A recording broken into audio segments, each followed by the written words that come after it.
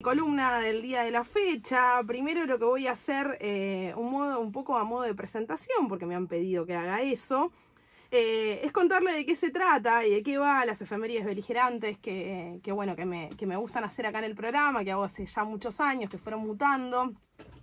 Y esta columna, un poco como dice nuestra artística con la que empieza, quienes están escuchando la radio del otro lado, dice que el rock y las fechas se unen para comprender el presente sin deshistorizarnos. Porque todo concluye al fin, pero se reinventa revolucionando la sociedad. Bueno, las efemérides beligerantes van un poco de eso. Me gusta traer todas las semanas tanto casos e historias de bandas y de músiques, como también películas, documentales, libros que hablan, que cuentan un poco la historia de un género como es el rock y todas sus vertientes, que es un género que siempre ha tenido un anclaje muy fuerte en lo que es la contracultura, en lo que es la resistencia, y también en la manera de decir, es una música que no solamente acompaña y está para divertir, sino que también ha acompañado todas las distintas épocas que nos tocan vivir, porque también cada parte social y cada parte de la cultura está, por supuesto, íntegramente relacionada con todo lo que las sociedades viven año a año, y de esa manera el rock acompaña y ha acompañado a la historia de la humanidad desde hace ya muchos años. Bueno, me gusta tomarlos desde ese lugar y contarles un poco qué ha pasado durante los años previos a los que nos tocan vivir, lo que hemos vivido, lo que no hemos vivido, y todo lo que tiene que ver eso un poco con nuestra realidad actual, y también obviamente desde el lado y desde el punto de vista de la música. Bueno, espero que haya sido lo más clara posible para contarles un poco de qué va de qué van las efemérides beligerantes y de qué se trata un poco esta columna que me encanta hacer. Bueno, en el día de la fecha les voy a hablar de un documental que se llama The Story of Skinhead with Don Letts. Este es un documental de la BBC que dura nada más que 59 minutos, que es muy fácil y cortito y ameno de ver. Es una película del año 2016 y la pueden encontrar en la plataforma de YouTube, lo que hace muy sencillo, porque ya sabemos que en YouTube no es necesario ni pagar, ni tener un usuario, ni nada. Se puede entrar de manera gratuita y ver lo que uno tenga ganas. Ahora un poco quería interactuar con ustedes, y porque voy a tocar un tema que quizás es un poco sensible para la sociedad, visto desde una perspectiva diferente a la que es realmente. Les quería preguntar acá a mis compañeras qué saben y qué piensan con respecto a los skinheads, si tienen idea qué es esta subcultura y cuál es la idea que tienen con respecto a esto, valga la redundancia. Nos está tomando examen, viejo. Estamos a prueba. Yo sé muy poquito, y lo digo a modo Wikipedia, básicamente. Yo sé que es una subcultura que nace en los 60 en Reino Unido, y que tenían un modo de resolver los conflictos de modo violento, porque de alguna manera era una contraposición al movimiento de los hippies. Tenían un sesgo con música en particular y no mucho más que eso. Me gusta eso. Yo tampoco sé mucho del tema. Tal vez tiro cualquier cosa y corríjanme si me equivoco, pero me parece que hace unos años vi una peli, puede ser, con una escena que me traumó muchísimo, porque además de que la peli era hiperviolenta, y ahora no me acuerdo qué actor la protagonizaba, pero me parece que era el del Club de la Pelea, si no me equivoco, que vi una escena en el que a un tipo, del otro lado voy a avisar, contenido sensible, a un tipo lo hacían morder la vereda, el coso de una vereda y el cordón de una vereda, gracias, y ahí le metían una patada mortal en la cabeza. Solo eso voy a decir, fue sumamente traumático para mí el nivel de violencia de la peli, pero bueno, eso es el recuerdo que a mí se me viene a la cabeza. Yo creo que también estoy un poco desinformada de lo que es el tema, pero también es como que te viene a la cabeza el tema de violencia, malo, ¡guau! El cabeza rapada violento, claro, te viene, sí, totalmente. Bueno, es muy interesante esto que dicen, porque los que somos de una generación un poquito más grande hemos llegado a vivir lo que eran los 90 acá con los skinheads, y esta cuestión del miedo y pensarlos como neonazis, pensarlos como ultranacionalistas y pensar como que los chicos malos son rapados, están en las plazas y me van a hacer daño si me acerco, y rompen todo y están con los punkis. Bueno, hay un poco de esa desinformación con respecto a la subcultura skinhead, y tiene que ver con todo lo que fue a lo largo de su historia tergiversándose en base a cómo nació. Lo que la negra dijo tiene mucho que ver realmente con lo que voy a hablar y de lo que habla la película, que como decía hasta recién se llama The Story of Skinhead with Don Letts. Es un documental de la BBC, dura 59 minutos y es del año 2016 y lo encuentran en la plataforma de YouTube. Don Letts, cabe aclarar, fue un DJ en el Roxy de la primera ola punk de principios de los 70, es director de cine y además es uno de los miembros fundadores de Big Studio Dynamite, la banda post-Clash de Mick Jones, uno de los fundadores de la banda de Clash y una de las bandas más grandes que hemos conocido acá como el género punk, o al menos el género punk inglés. Bueno, los skinheads realmente nacen en la década del 60, un poco para contextualizar, más allá de lo que ustedes vayan a ver de la película, que la película les cuenta toda esta historia. No quiero spoilear, pero obviamente no les voy a contar textualmente lo que sucede en la película. Los skinheads nacen como descendientes estéticos directos del mod de fines de los 50, de los Rude Boys, surgidos en Jamaica a principios de los 60, y jóvenes ingleses futbolistas o futboleros. Hay un choque cultural entre los jóvenes blancos de clase trabajadora y los jamaiquinos residentes de ciudades británicas. Y ahí empieza todo lo que es el mundo skinhead a fin de la década del 60.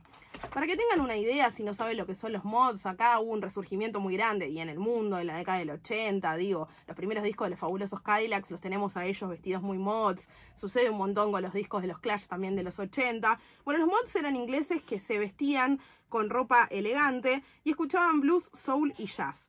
En general eran laburantes o hijos de ellos, y nace obviamente como una contraposición fuerte a lo que era el hippismo.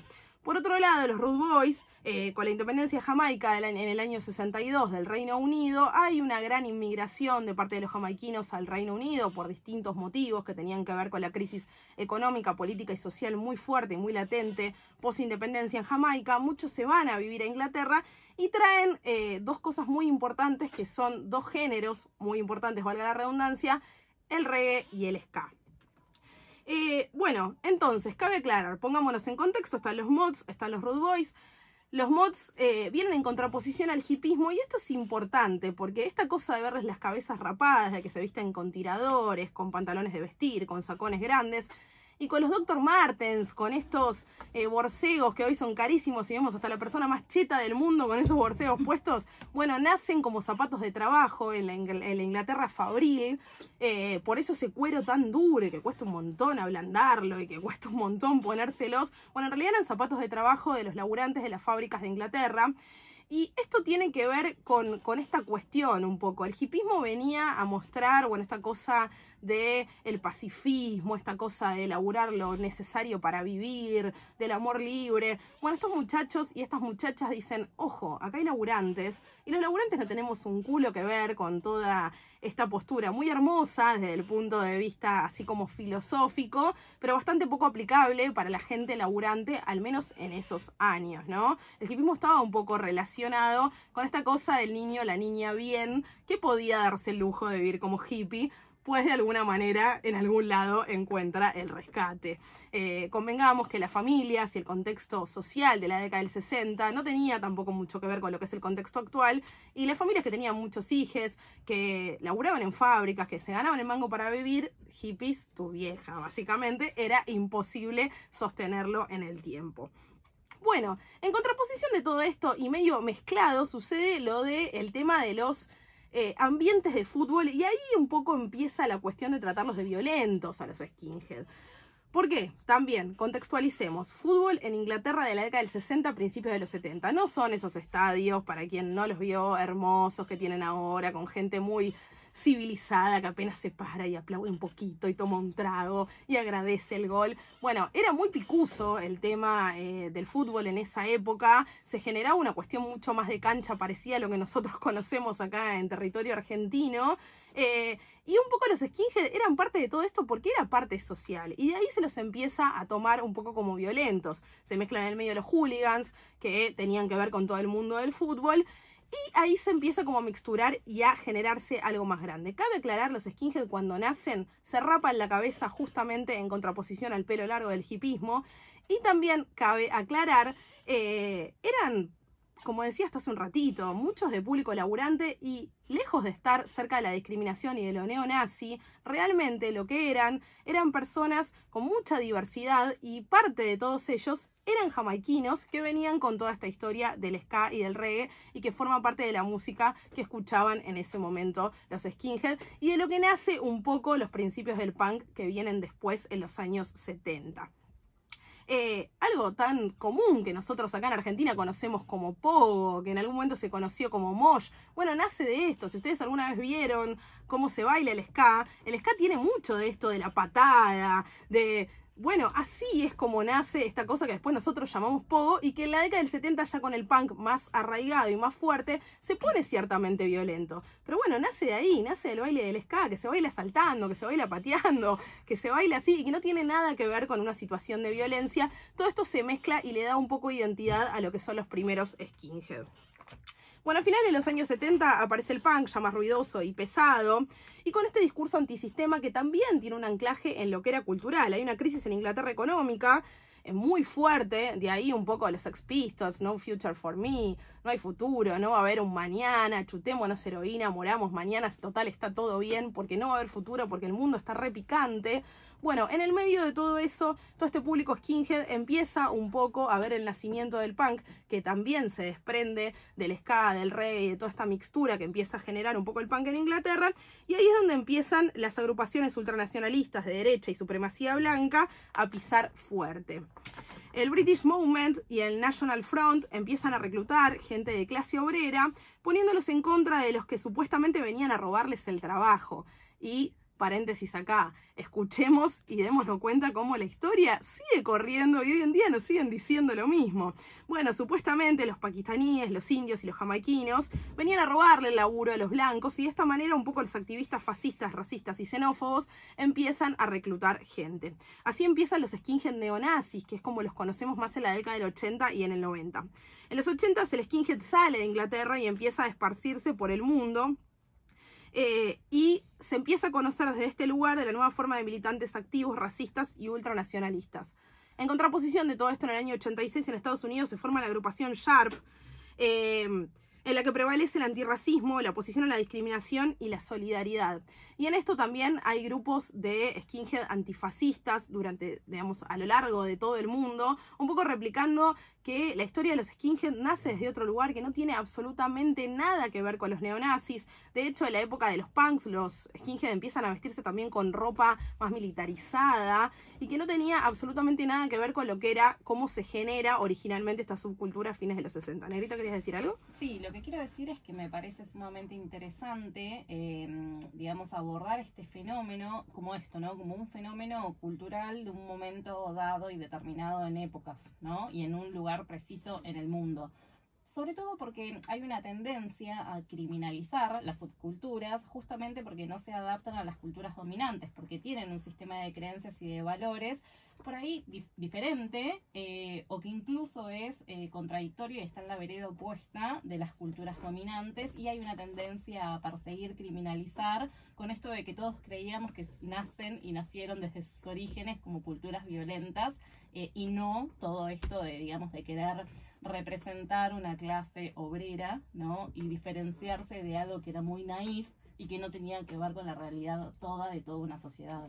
Exactamente, y que toman un anclaje muy fuerte, obviamente, a partir de la crisis que vive Inglaterra en la década del 70, con la crisis de la basura y con todo lo que les pasa a ellos. Después tienen a Margaret Thatcher, Guerra de Malvinas, un montón de cuestiones que llevan a una derecha muy fuerte en esos países y que lo primero que hacen obviamente es la discriminación frente a los que venían de afuera. Claro. Ahí un poco se cuenta en el documental, y volviendo a lo que nos lleva en realidad a esta columna, cómo los jamaiquinos se empiezan a alejar de lo que era su cultura original. Los Rude Boys se empiezan a ir un poco de toda esta movida, producto de que obviamente de que los grupos extremadamente fascistas, neonazis, empiezan a tomar a mucho del público skinhead.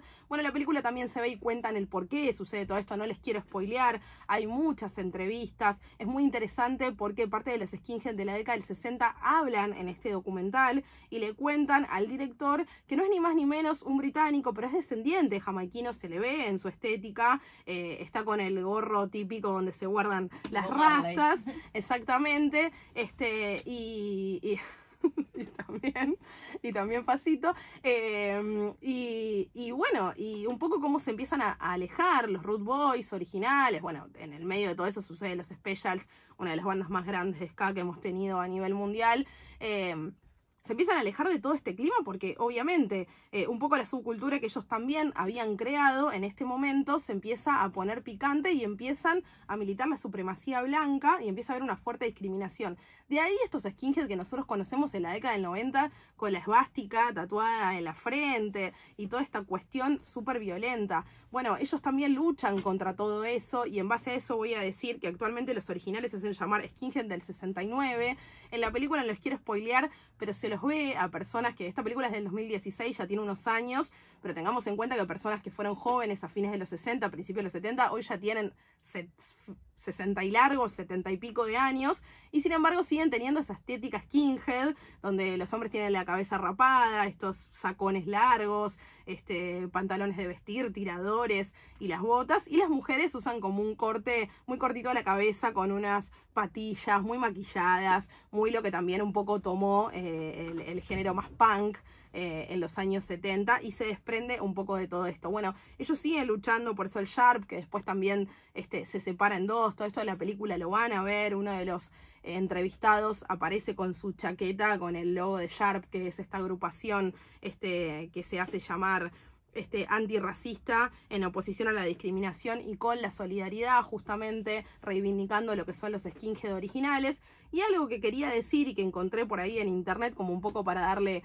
más engrose a la columna, son los distintos grupos de skinhead que existen hoy en día o que se hacen llamar. Los skinhead antirracistas, que eran los que hablaba recién, skinhead con ideas antirracistas de unión de culturas y de razas, que no existan ni fronteras ni países. Están los skinhead apolíticos, porque esto también sucede en el medio de todo eso. Bueno, vienen los de supremacía blanca a querer formar parte de esto, pero también venían los skinhead que tenían una cercanía con el comunismo, también venían otros skinhead que ya tenían una política partidaria. Bueno, hay algunos que dicen, no, esta subcultura no tiene nada que ver con la cuestión política. Ellos se caracterizan de no tener pensamientos políticos, no se consideran racistas ni fascistas, están en contra de cualquier ideología política, son un poco esta cosa medio punk setentosa, antisistema. Sus enemigos en este género son cualquier skink con ideología política. Después están los anarco-skins, esto fue buenísimo, skins con ideales anarquistas, anarcosindicalistas o anarcocomunistas, que se llaman Rush y se desprenden de los Sharps. Después están los Red Skinhead comunistas y socialistas, y por último los skinhead troyanos o tradicionales, que se identifican con la cultura original de Jamaica, de los Root Boys, nacida en la década del 60. Bueno, todos estos subgéneros hoy existen dentro de lo que es la cultura skinhead, pero me pareció muy interesante traer los inicios de esta subcultura, cómo realmente empiezan y que no tienen nada que ver con lo que después conocimos a nivel mundial en torno a esta subcultura, valga la redundancia, la conexión que tienen con la música, la conexión que tienen con el momento social que les tocó vivir. Así que se lo súper recomiendo, es muy sencillo de ver, es rapidísimo, tiene muchas entrevistas, el director, que es también el que hace las entrevistas, es muy ameno, hace preguntas muy piolas. El documental se llama The Story of Skinhead with Don Letts, que es el director.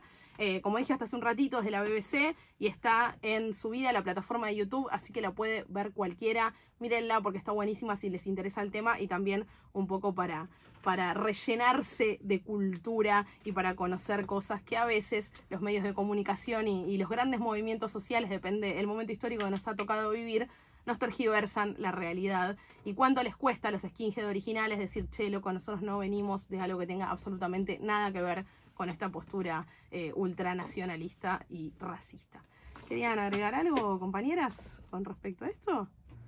Bueno. Creo que fue muy informativo el tema. Me parece que está bueno que traigas esto a la mesa porque hay mucho pensamiento erróneo también en base a esto. Así que nada, gracias por traerlo porque es súper interesante, está buenísimo. Agregando al pensamiento erróneo también mucho prejuicio. Exacto. Y conocer los orígenes es como que te cambia un poco la cabeza. Y digo, a mí también me pasó, yo esta película la vi hace muchos años cuando recién había salido, la volví a ver esta semana, por eso me interesó traer el tema, y cuando la vi por primera vez me pasó lo mismo. Yo un poco venía de otro palo, dentro de lo que es el rock, y no tenía toda esta información con respecto a lo que son los orígenes de los skinhead. Había curtido un poco esta cuestión del skinhead malvado, que te va a cagar a trompadas si te encuentra, y bueno, y no tenía nada que ver, y fue muy interesante también en su momento cuando la vi por primera vez, y volver a replicarla esta semana, y bueno, poder traer un poquito esta información para quienes del otro lado no lo sabían. Bueno, no sé.